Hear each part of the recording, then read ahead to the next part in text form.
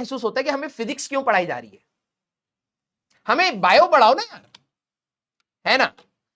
सारे बच्चे मुझे एक बात बताइए कि अगर आपको ऐसा कभी महसूस हुआ हो कि यार डॉक्टर के लिए जब फिजिक्स इतना बड़ा मतलब मार्क्स नहीं आते हैं, फिजिक्स इतना खराब सब्जेक्ट है, डॉक्टर को फिजिक्स पढ़ा क्यों रहे हो?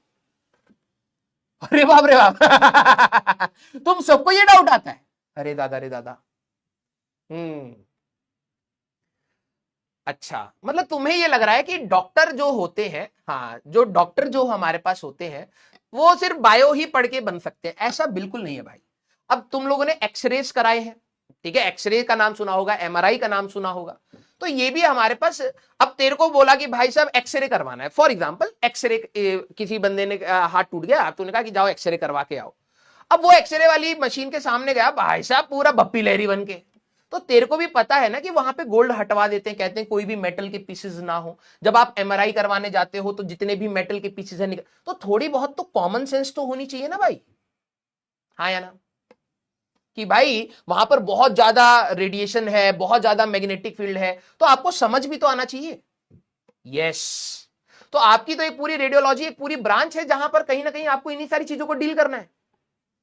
यस, अब मान लीजिए एक आपके पास पेशेंट आया जिसको सांस लेने में दिक्कत हो रही है, ठीक है, सांस लेने में बहुत ज्यादा दिक्कत हो रही है, वो पूरी लंबी लंबी सांस ले रहा, तुम कह रहे हो एक काम करो, माउंट एवरेस्ट के जितना ऊपर हमारा जो केबिन है ऊपर दिया गया है 25वें फ्लोर पे लेकर के चलिए। अबे गधे, ऊपर जाएगा प्रेशर कम हो जाएगा, प्रेशर कम हो जाएगा, सांस लेने में और दिक्कत आएगी, पेशेंट मर जाएगा। तो थोड़ा सा तो कॉमन सेंस लगा, हाँ या ना, थोड़ा सा तो कॉमन सेंस लगाएगा ना वहां पर। अब ये सारी चीजें लॉजिकल थॉट प्रोसेस, तेरे को ये बात पता है कि भाई तेरी बॉडी कैसे काम कर रही है, लेकिन नेचर उस पर कैसे इंपैक्ट कर रहा है वो भी तो तेरे को पढ़ना पड़ेगा, है। तुम तो कहोगे नहीं भैया हमारा तो ऊपर केबिन है, हम ऊपर ही ऑपरेशन करें, तब तक तो बेटा टाटा फिश, राइट। अब तुम्हारे पास जो हार्ट है उसके अंदर भी एक पर्टिकुलर वॉल्यूम ऑफ ब्लड आता है।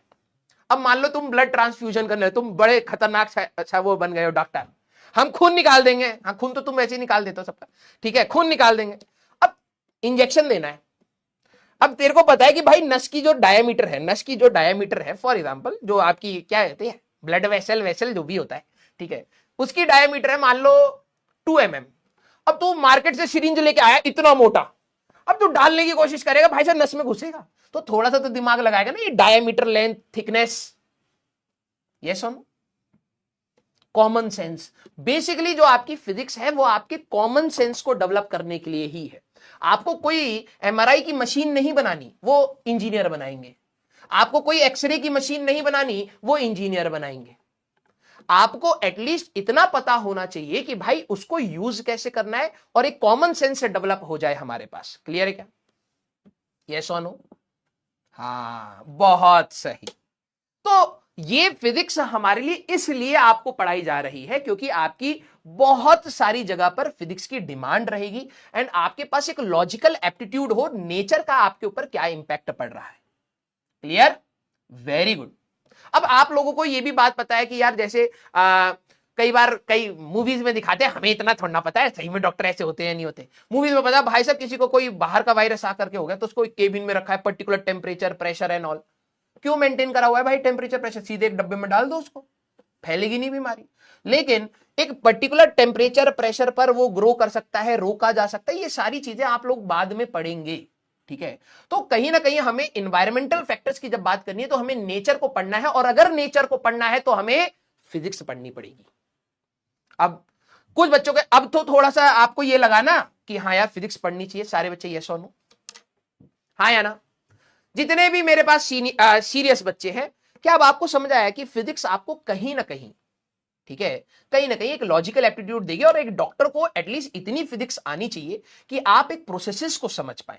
अब आपका हार्ट पंप करेगा, आपका लंग्स हमारे पास एक्सपैंड कर रहा है, कॉन्ट्रैक्ट कर रहा है, तो आप ब्रीदिंग कैसे कर रहे हैं तो आपको ये समझ आएगा। जैसे आप लंग को एक्सपैंड कर रहे हैं तो प्रेशर फॉल कर गया, बाहर प्रेशर ज्यादा है तो हाई प्रेशर से लो प्रेशर एयर मूव करेगी, फिर आप कंप्रेस कर रहे हैं तो प्रेशर बढ़ गया तो एयर ब्रीद आउट, आप एक्सहेल करेंगे। ये फिनोमिनास को समझने के लिए आपको बॉडी ही समझनी है, ह्यूमन बॉडी, लेकिन उसमें भी लॉज ऑफ नेचर लग रहे हैं। अब आपको फिजिक्स पढ़नी पड़ेगी। अब बात आई यहां तक तो पहुंचे आप, चलो कम से कम। हाँ, तो हम लोग फिजिक्स एज अ फिजिक्स नहीं पढ़ेंगे, हम लोग फिजिक्स इसलिए पढ़ेंगे कि हमें एक ह्यूमन बॉडी को समझ आए। यस। अब मैं आप लोगों को सबसे कठिन और सबसे कठोर सत्य बताता हूं कि पूरे ब्रह्मांड को जानना is physics and the language in which this whole universe is written that is mathematics. इसलिए मैथ्स पढ़नी पड़ेगी।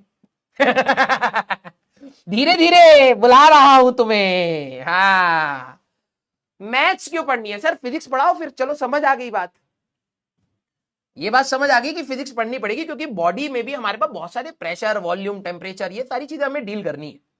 ठीक है, तो मैथ्स क्यों पढ़नी है? क्योंकि भगवान ने इस पूरे ब्रह्मांड को जिस भाषा में लिखा है दैट इज मैथमेटिक्स। तो फिजिक्स समझने के लिए हमें इस भाषा को समझना पड़ेगा, दैट इज मैथमेटिक्स। क्लियर है क्या? यस। चलिए, कम से कम आप टॉपिक पे सहमति बना पाए कि हाँ सर, हमें मैथ्स पढ़नी चाहिए। ठीक है। हाँ, अब बहुत कंट्रोवर्शियल मैं आप लोगों से सवाल पूछूंगा, फिर हम लोग, हाँ, कुछ बच्चे कह रहे हैं केमिस्ट्री क्यों पढ़नी है? भाई, तू किसी को दवाई देगा तो उसमें केमिकल्स होते हैं, है ना?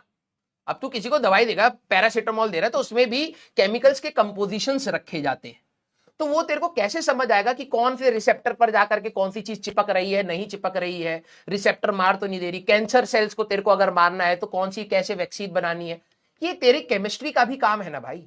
इसीलिए तुम्हें 3 सब्जेक्ट दिए गए हैं, physics, chemistry and bio. Bio से आप बॉडी को समझ रहे हैं, प्लांट्स को समझ रहे हैं। फिजिक्स आपके अंदर लॉजिकल रीजनिंग दे रही है, केमिस्ट्री उसको करेक्ट करने के लिए आपको मौका दे रही है। यस।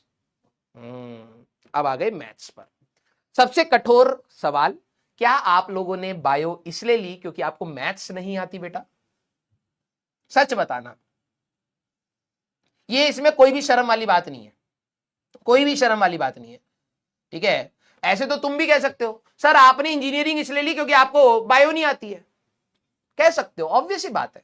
ठीक है, क्या आप लोगों ने बायो इसलिए ली कि आपको मैथ्स नहीं आती है? कई सारे बच्चों ने नो बोला है, वेरी गुड। जिन बच्चों का आंसर यस है, तो let me tell you a very, हाँ, लेट मी टेल यू, ठीक है, काफी बच्चों का नो आ रहा है, काफी बच्चों का यस है। एक चीज मैं आप लोगों को बहुत ईमानदारी से बोलूं, जिन बच्चों का यस है कि यस सर मेरे को मैथ्स कठिन लगती थी इसलिए मैंने जेई साइड में ना जाकर के बायो साइड को सिलेक्ट किया है, तो आपको थोड़ी सी कठिनाइयां महसूस हो सकती हैं क्योंकि आपके लिए एक साइकोलॉजिकल बैरियर बन चुका है।